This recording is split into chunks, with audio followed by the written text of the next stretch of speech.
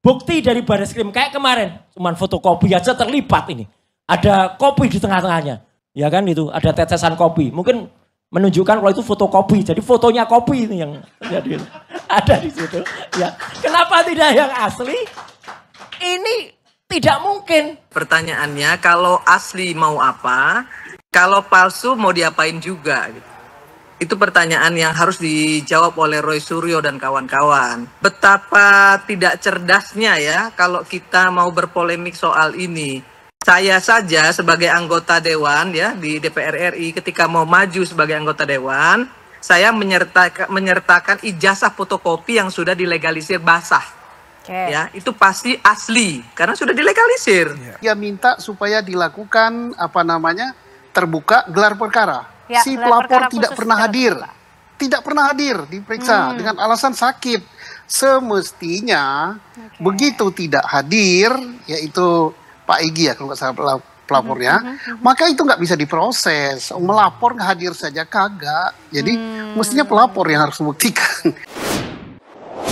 Kemarin penjelasan dari Bareskrim, ya gitu. Mungkin bisa ditampilkan ketika ada sebuah fotokopi ijazah yang itu disebut-sebut ijazahnya Jokowi. Ternyata masyarakat diminta untuk percaya dalam tanda kutip bahwa yang ditunjukkan adalah ini. Narasinya identik. Tapi yang ditunjukkan ke masyarakat dan disaksikan berjuta-juta orang Indonesia adalah ini. Ini berarti harus identik juga dengan pembandingnya yang sama-sama terlibat, sama-sama fotokopi. Bukti dari Bareskrim kayak kemarin, cuman fotokopi aja terlibat ini. Ada kopi di tengah-tengahnya. Ya kan itu, ada tetesan kopi. Mungkin menunjukkan kalau itu fotokopi. Jadi fotonya kopi ini yang jadi ada di situ. Ya. Kenapa tidak yang asli? Ini tidak mungkin seorang ini bisa lulus. Mungkin ijazahnya quote and quote asli menurut UGM. Tapi tidak melalui proses akademik yang benar. Nah, jadi Dirtipidum yang hanya dengan meraba, terus merasakan, terus ada cekungan, lalu disimpulkan menjadi produk dari handpress atau letterpress itu kan tidak ilmiah. Subjektivitas dengan meraba, terus merasakan ada cekungan, langsung menyimpulkan bahwa itu produk dari handpress itu sangat prematur. Sangat prematur, apalagi dibandingkan dengan kesaksian dari yang katanya pemilik percetakan perdana yang dipanggil atau Bareskrim yang datang, itu dikatakan kesaksian dari percetakan tersebut tidak direkonstruksi bagaimana teknologi seperti itu dimiliki tahun 1985. Makanya pada analisa saya ketika berdiskusi juga dengan Pak Roy Suryo di sebuah podcast, ya saya simpulkan memang dengan bahasa yang dramatisir, 100 miliar % palsu.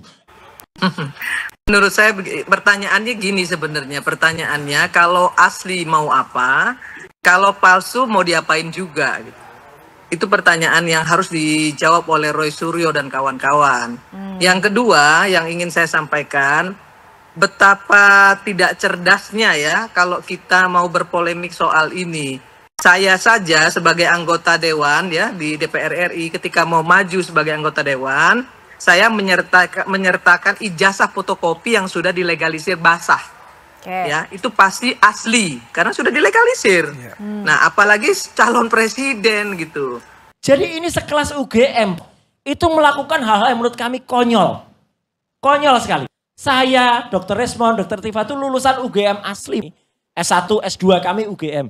Kami sedih dengan UGM yang sifatnya tidak proper kayak gini. Jadi artinya apa? Kenapa UGM tidak kemudian menjadi gold standardnya? Karena UGM pun tidak bisa memberikan sesuatu yang menenangkan. Saya ingin membela UGM dalam hal ini. Tapi kenapa UGM melakukan tindakan tidak proper? Memberi kami skripsi dengan nama Joko Widodo yang lembar pengesahannya tidak benar. Makanya saya menyayangkan kenapa Universitas Gadjah Mada berani melakukan hal-hal yang menurut saya sangat tidak proper ini. Institusi sebesar UGM gitu ya, yang punya kredibilitas itu sudah menyampaikan dan sudah bersaksi bahwa itu asli. Masih ngotot juga kemudian dibawa ke puslapor, masih ngotot juga. Ini memang manusia kardus menurut saya ini. Ya nggak akan ada habisnya. Tapi kayak saya yakin ini pasti ada bohirnya, sengaja untuk mengacaukan Indonesia melalui kegaduhan-kegaduhan yang menurut saya ini nggak apa ya, receh banget lah gitu ya. Oke. Ini nggak akan selesai ya. Selesainya kalau orang-orang ini ditangkap, ya ditahan. Jadi teknologi yang tahun 90-an atau 2000-an itu nggak mungkin dipakai tahun 1985. Jadi kalau ini sebenarnya mau tuntas, serahkan saja lembar pengesahan skripsi Pak Joko Widodo ke Singapura, selesai 1 hari jadi.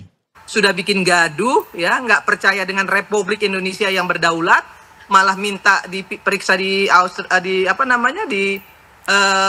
Singapura, ya jadi aja warga negara Singapura mereka. Emang mereka siapa? Mereka sampai bersikap seperti itu, mengkhianati bangsa dan negara ini. Ya sampai nggak percaya dengan institusi Polri, kemudian minta Singapura yang meriksa. Emang mereka siapa? Gitu. Baik Bu Irma, kita akan nggak usah terlalu berlebihan lah. Saya malah curiga ya, Roy Suryo ini bukan peneliti asli, peneliti palsu dia. Dan patut juga kita ya minta puslapor Indonesia maupun UGM meneliti ijazah Roy Suryo juga nih. Kan dia mengaku sebagai peneliti telematika. Sementara kan ijazahnya nggak sesuai ya, pendidikan dia bukan telematika. Terus siapa yang menobatkan dia sebagai ahli telematika? Saya menuduh dia sebagai ahli telematika palsu. Gitu. Jadi nggak usah juga terlalu banyak cerita lah ya, panci mana panci gitu. Kalau mau bicara soal soal moral gitu ya, kalau panci aja nggak punya moral, mau bicara moral yang lain lagi gimana ceritanya? Presiden Republik Indonesia ya 2 periode ditambah 1 periode ditambah sebagai gubernur, kemudian wali kota, masih juga dipertanyakan, itu namanya mengada-ngada. Oke, gitu. baik Kalau Bu Irma. saya melihat ya, beliau ini si Roy Suryo ini bukan ahli telematika. Kenapa Bareskrim tidak berani menampilkan kayak gini? Itu pertanyaan besar bagi masyarakat. Kalau kemudian kami dikatakan, oh itu menganalisis dokumen yang salah. Oke, sekarang dokumen ini dengan dokumen di kepolisian kemarin, ya, identik tidak? Mungkin bisa dikatakan, oh ini ada identiknya, hanya tidak berwarna. Ada yang separuh warna, ada yang ditanda tangannya gini. Oke, itu bisa dicek. Mesin identifikasi itu akan membaca berapa persen identiknya. Secara teknis sangat mudah. Kalau itu ada ijazah yang disebut-sebut ijazah asli, kemudian itu di-scan dengan scanner high resolution atau resolusi tinggi di atas 300 dpi, mungkin bisa di-set 1200 dpi, 1200 dot per inch untuk kemudian ditampilkan secara detail. Ini akan menjawab semuanya. Kalau saja mau lebih baik, Pak Dirtipidum pegang langsung ijazahnya. Tunjukkan, jadi belum dikembalikan dulu. Ini menjawab semua pertanyaan selama ini. Kalau kemudian ilmu pengetahuan, kemudian dikriminalisasi dengan hukum, ya ini namanya 2 rel kereta api yang dijadikan satu, ya keretanya pasti terguling. Nggak mungkin, karena kami bicara atas nama data ilmiah. Jadi makanya kami menuntut, ijazah yang kemarin dibandingkan itu nomor berapa? Ijazah itu clear tidak? Apa yang dilakukan oleh Bareskrim itu sudah tepat dan sudah benar. Penyelidikan itu tertutup sifatnya, tetapi demi pelayanan masyarakat dia lakukan terbuka. Karena mereka tahu bahwa ini akan ramai gitu kan. Nah, hasil penyelidikan yang dilakukan oleh Bareskrim jelas-jelas bahwa ijazah itu identik sama dengan yang lain. Kemudian yang paling berhak menyatakan bahwa ijazah itu adalah asli adalah UGM yang reputasinya sudah internasional. Tidak mungkin dia mempertaruhkan itu. Kemudian sudah 39 saksi yang diperiksa mengatakan ijazah itu betul asli dan betul diproduk oleh UGM. Saksi dari UGM, kemudian saksi teman kuliah, saksi bagian administrasi, kemudian juga di dalam bukti induk terdaftar ada, di dalam bukti bayar ada, di dalam nilai ujian ada, foto-foto waktu kuliah, foto-foto kegiatan kemahasiswaan ada, termasuk foto dalam rangka kegiatan yang lain itu ada, dan juga di dalam koran harian Kedaulatan Rakyat tahun 1980 saat Pak Jokowi ujian penerimaan mahasiswa baru betul ada namanya, tertera pada nomor 14, dia lulus sebagai mahasiswa Fakultas Kehutanan. Jadi mau apa lagi? Semuanya sudah sesuai prosedur ya Pak Susno ya? Sudah. Jadi kalau dari segi hukum, dari segi kepolisian sudah selesai dan tidak bisa maju ke penyidikan karena tidak bisa maju ke pengadilan. Untuk laporannya di Baskrim. Kemarin tim TPUA sudah mengajukan gelar perkara khusus di mana kami meminta tim TPUA juga berdiskusi dengan kami Pak Roy dan Bu Tifa dan saya ya untuk bisa hadir di gelar perkara khusus tersebut. Dia minta supaya dilakukan terbuka gelar perkara. Ya, si gelar pelapor perkara tidak pernah hadir. Tidak pernah hadir diperiksa dengan alasan sakit. Semestinya begitu tidak hadir, yaitu Pak Egy ya kalau nggak salah pelapornya, maka itu nggak bisa diproses. Melapor nggak hadir saja kagak. Jadi mestinya pelapor yang harus membuktikan. Nah jadi karena, tapi masih dilayani dengan baik walaupun nggak hadir. Nah kalau masih tidak puas juga, silakan gugat UGM. Artinya dalam gugat UGM ini, gugatannya adalah TUN sebagai lembaga negara, berhakkah atau sahkah UGM mengeluarkan ijazah itu kalau mau mainnya panjang ya. Itu main panjang namanya, long play. Untuk sampai ke pengadilan harus ada bukti pidana. Boro-boro sampai ke pengadilan, untuk sampai ke tahap penyidikan saja sudah tidak cukup bukti. Dan itu bukan karena maunya Polri, tapi maunya hukum yang dibuat oleh rakyat melalui DPR, yaitu hukum acara kita. Menentukan untuk suatu penyelidikan naik penyidikan itu ada standarnya. Standar itu tidak terpenuhi, maka dia berhenti sampai penyelidikan. Nah sekarang masih ada lagi beberapa yang akan sampai pengadilan. Yang di Polda Metro itu sampai ke pengadilan nantinya. Tapi bukan tersangkanya. Kalau yang di Baris Krim mereka menjadikan Pak Jokowi sebagai tersangka. Tapi kalau di Polda Metro Pak Jokowi sebagai pelapor.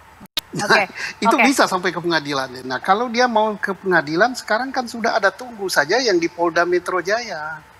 Itu insya Allah sampai ke pengadilan, yaitu laporan pencemaran nama baik Pak Jokowi, dan laporan fitnah, laporan tentang pelanggaran ITE yang dilakukan oleh pelapor ke Baris Krim. Itu silakan ditunggu sampai ke pengadilan nanti. Dan kalau mau buat sendiri, mereka mau buat juga supaya sampai pengadilan, ya silakan. Mungkin peradilan yang belum ditempuh adalah TUN. Silakan. Semua technical report dari laboratorium yang diklaim telah dilakukan, apakah benar? Terus berapa persentase keidentikan tiap dokumen yang dilakukan pencocokan? Dan kalau kami tidak terima juga ya, kami meminta ya, karena diklaim bahwa Baris Krim ini memiliki hasil yang akurat, maka ya, dan tidak manipulatif, tidak diintervensi, maka harus siap juga diuji dengan laboratorium. Kita minta mulai dari laboratorium Puspom TNI. Itu namanya kita merusak citra laboratorium forensik Polri yang dilindungi oleh hukum dan didakui oleh dunia internasional. Jangan sampai lagi ada kata-kata tidak percaya pada laborat Polri. Laborat kita itu bertaraf internasional, baik tenaga maupun peralatannya. Terbaik itu di Asia Tenggara ini. Kita punya sekolah internasional kepolisian yang namanya GISLEC di Semarang. Ada 122 negara yang belajar di situ. Dan mengakui laborat kita. Dan laborat kita sering diminta oleh dunia internasional untuk pembuktian. Yang mana laboratorium di Indonesia yang lebih baik dari lapor? Nggak ada. Tenaganya bukan kayak saya ini ya, tamatan Akpol. Bukan. Mereka itu doktor. Ada yang profesor pada bidangnya.